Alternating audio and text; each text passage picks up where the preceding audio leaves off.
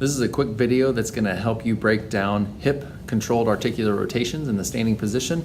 I'm going to take just a minute to go through the movement really slow and kind of explain how it's supposed to feel and how it's supposed to look and how you can help isolate the hip motions and really get the most out of the movement.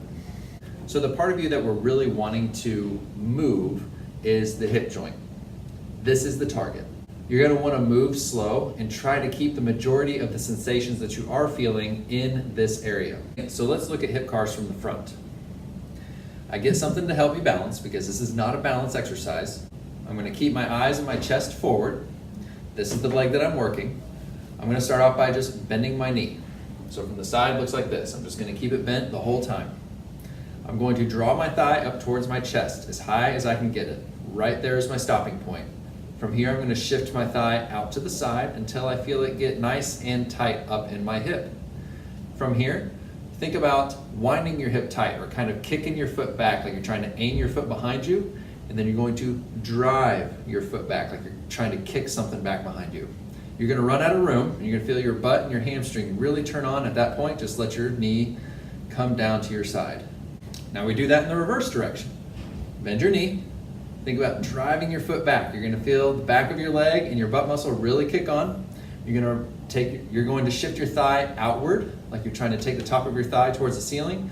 And then from there, drive your thigh up towards the ceiling, nice and high until it gets really tight up in your hip. Bring your thigh back forward out in front, still keeping it high, and then you can lower back down. Now let's look at these from the side. Again, here's my target, my hip. I'm going to start off by bending my knee. Driving the thigh up towards the chest as high as I can get it. Shifting the thigh out to the side. Then we're going to aim that foot behind us. It's going to get real tight up in here. Drive it back until you feel like you run out of room and your butt and your hamstrings are really kicked on. And then bring it back down to your side. In the reverse direction, bending the knee, driving it back, getting that thigh to face away from you. Drive it up towards the ceiling, nice and tall. Feel a lot of work happening out here on this outer aspect of your hip. Bringing it back to the center.